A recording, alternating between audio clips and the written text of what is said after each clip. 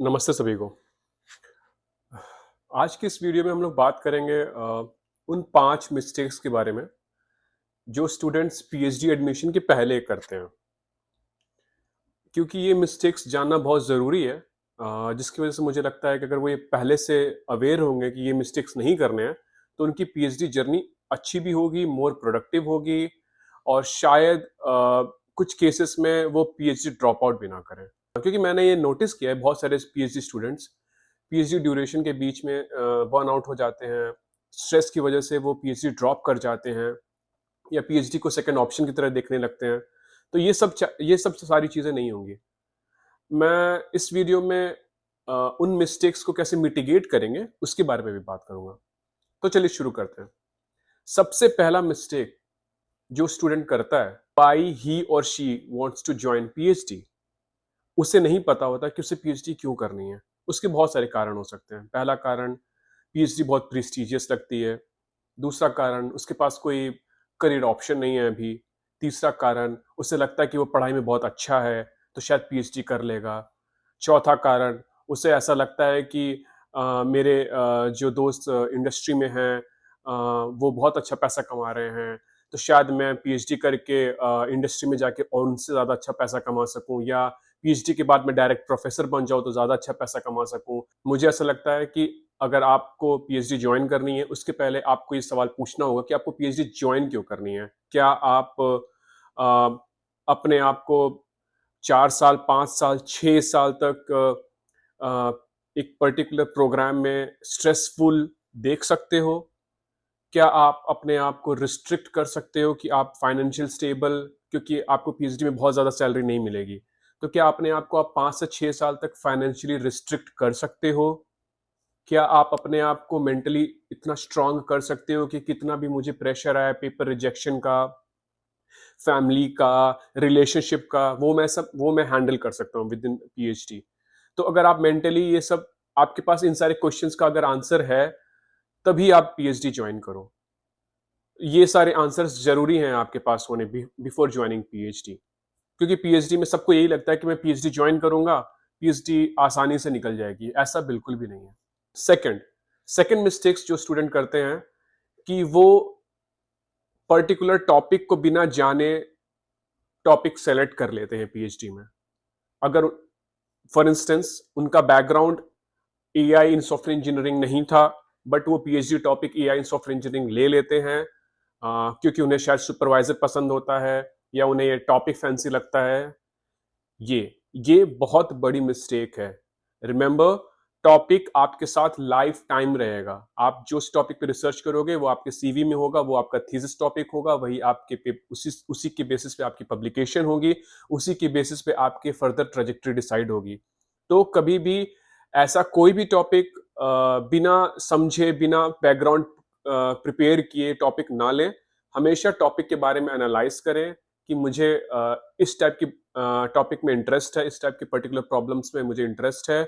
कोई भी टॉपिक हो सकता है। फॉर एग्जांपल, अगर कोई कंप्यूटर साइंस का स्टूडेंट है, उसे लगता है कि उसे थ्योरी ऑफ कंप्यूटेशन से रिलेटेड प्रॉब्लम्स बहुत अच्छी लगती है, उसे कोर कंप्यूटर साइंस की प्रॉब्लम्स बहुत अच्छी लगती है, तो मे बी वो ज़्यादा प्रिफरेबल होगा उसके उसके लिए, क्योंकि वो उसके पीएचडी को एक्साइटिंग बनाएगा।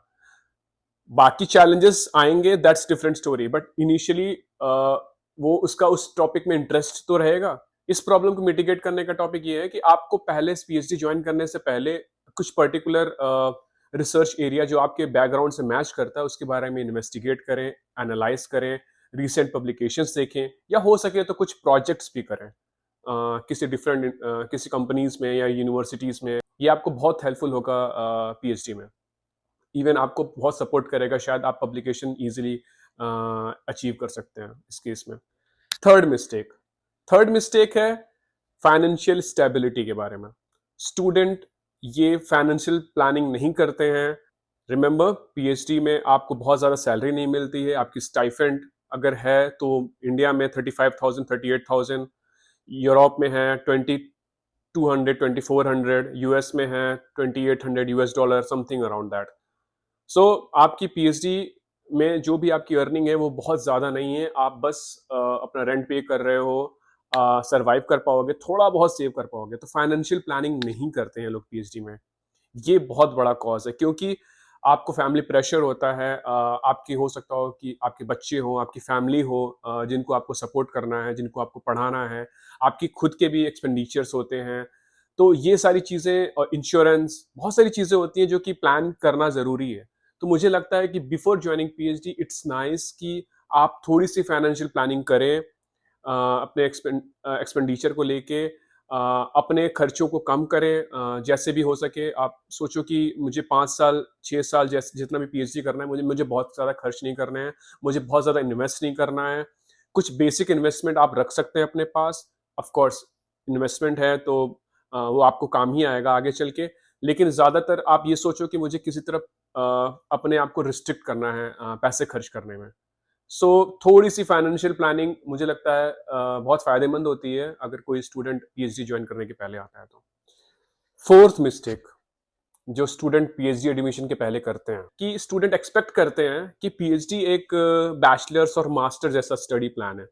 नहीं, पीएचडी एक बैचलर मास्टर जैसा स्टडी प्लान नहीं है। वैसा उतना स्ट्रक्चर्ड नहीं होता है पीएचडी। पीएचडी बहुत अनस्ट्रक्चर्ड होता है। पीएचडी में बहुत सारे फेल्योर्स होते हैं। पीएचडी में बहुत सारे प्रॉब्लम्स होते हैं जो आपको सॉल्व करने होते हैं, जिसका सॉल्यूशन डिफाइंड नहीं होता है। तो पीएचडी बहुत चैलेंजिंग होती है उस केसेस में। तो आप ये मत सोचो कि अगर आप पढ़ने में बहुत अच्छे हो, आप हमेशा बैचलर्स मास्टर्स में बहुत अच्छे थे, आपने अच्छा ग्रेड अचीव किया है, तो आप पीएचडी में भी अच्छा कर सकते हो। ऐसा नहीं है। पीएचडी कभी-कभी आपको फ्रस्ट्रेटिंग कर सकती है, क्योंकि आप अगर आप बहुत शॉर्ट टर्म गोल पे फोकस करते हो तो आप फ्रस्ट्रेट हो सकते हो। पीएचडी लॉन्ग टर्म अचीवमेंट है। पीएचडी आप करोगे 3 साल 2 साल के बाद ही आपको कुछ अचीव मिलता है, कुछ पेपर एक्सेप्ट होते हैं। पीएचडी में लॉन्ग टर्म अचीवमेंट होता है, शॉर्ट टर्म अचीवमेंट नहीं होता है, बहुत स्ट्रक्चर्ड नहीं होती है। मुझे लगता है इसको मिटिगेट करने का तरीका ये है कि अपने आप को कैसे प्रोडक्टिव बनाएं। पीएचडी के ड्यूरेशन में आप छोटी छोटी स्किल्स जल्दी जल्दी सीखने का ट्राई करो, क्योंकि वो स्किल आपके पीएचडी को वो स्किल्स आपके पीएचडी को थोड़ा फास्ट करेगी और प्रोडक्टिव करेगी। पेपर रीड करना, पेपर राइट करना, ये चीजें स्किल अगर आप पीएचडी के पहले भी थोड़ा बहुत कर सकते हो तो बहुत अच्छी बात है, क्योंकि अल्टीमेटली आपको पेपर रीड राइट करने ही होते हैं। वो भी आपके पीएचडी के प्रोडक्टिविटी को इन्हांस करेगी। तो ये सारी चीजें अगर आप प्लान करके आ रहे हो तो आप ये मिस्टेक नहीं करोगे। फिफ्थ मिस्टेक फिफ्थ मिस्टेक ये है कि स्टूडेंट को पता नहीं होता कि उनका करियर आउटपुट क्या होगा पीएचडी के बाद। सभी को ये लगता है कि मैं पीएचडी कर लूंगा तो मैं प्रोफेसर बन जाऊंगा, मैं इस टॉप कंपनी में आर&डी पोस्ट पर हो जाऊंगा। लोगों को ऐसा लगता है। पीएचडी के बाद लाइफ भी कॉम्पिटिटिव है, बहुत कॉम्पिटिटिव है, पोजीशंस लिमिटेड हैं। तो कंपटीशन बहुत ज़्यादा है, ऐसा नहीं है कि कंपटीशन नहीं है। हाँ, आपके पास ऑफ कोर्स कोई ना कोई ओपन पोजीशंस होंगी आपके डोमेन के अकॉर्डिंग, क्योंकि यूनिवर्सिटीज़ में सिर्फ पीएचडी के बेसिस पे जॉब नहीं दी जाती है। पीएचडी की बेसिस पे असिस्टेंट प्रोफेसर नहीं बनाते हैं। वो ये भी ध्यान में रखते हैं कि किस टॉपिक का असिस्टेंट प्रोफेसर या किस टॉपिक का रिसर्चर उनके इंस्टीट्यूट में नहीं है। उसके अकॉर्डिंग वो एडवर्टाइज रोल करते हैं और उस रोलिंग एडवर्टाइजमेंट पे कोई असिस्टेंट प्रोफेसर या प्रोफेसर हायर होता है। तो ऐसा नहीं है कि किसी भी, क्योंकि एक यूनिवर्सिटी को डाइवर्सिटी मेंटेन करनी होती है रिसर्च टॉपिक्स में।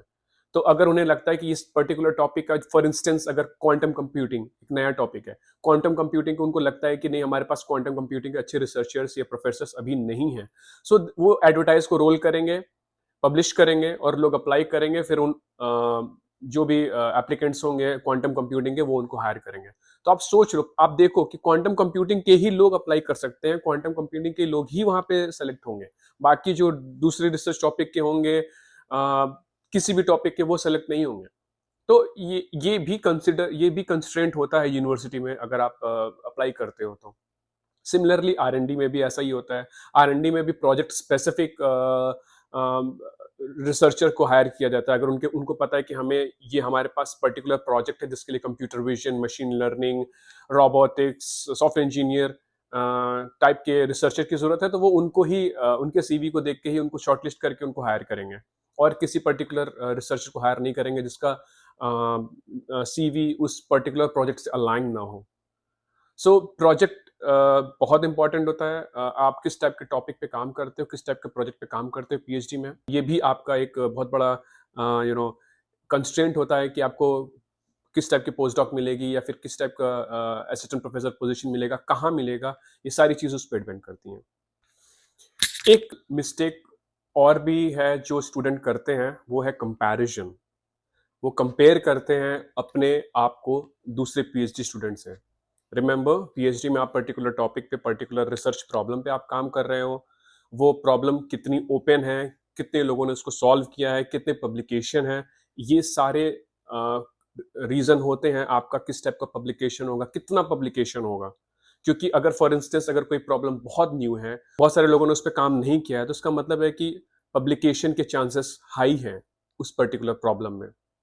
सिमिलरली अगर कोई प्रॉब्लम बहुत ज़्यादा एक्सप्लोर्ड है, बहुत ज़्यादा पब्लिकेशन है उस पे, तो वहाँ पे पब्लिकेशन आ सकती है बट चांसेस थोड़े थिन हैं।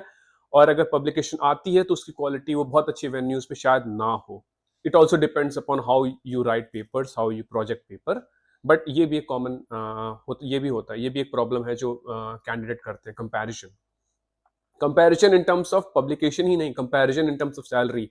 फॉर इंस्टेंस वो ये भी कंपेयर करते हैं कि उनकी सैलरी यार पीएचडी की बहुत कम है, मैं यूएस में हूँ फिर भी मेरी सैलरी सिर्फ 2500 2800 यूएस डॉलर है। मेरा दोस्त इंडिया में ही 3 लाख 4 लाख रुपए महीना कमा रहा, मैं तो कुछ बचा भी नहीं पा रहा हूँ। या अगर वो इंडिया में जॉब कर रहा है कि भाई मेरी तो सिर्फ पीएचडी स्टाइफेंड 38,000 है, 40,000 है। मेरा जो दोस्त है वो आईटी में सिर्फ बीटेक करके, फिर सिर्फ इंजीनियरिंग करके वो 15 लाख पर एनम कमा रहा है, 20 लाख पर एनम कमा रहा है, और मैं कुछ हूं ही नहीं उसके सामने। सो ये कंपैरिजन भी नहीं करनी है। तो आप प्लीज ये मिस्टेक्स करने से बचो, एटलीस्ट जब आप पीएचडी ज्वाइन कर रहे हो तो। Thank you so much for watching this video.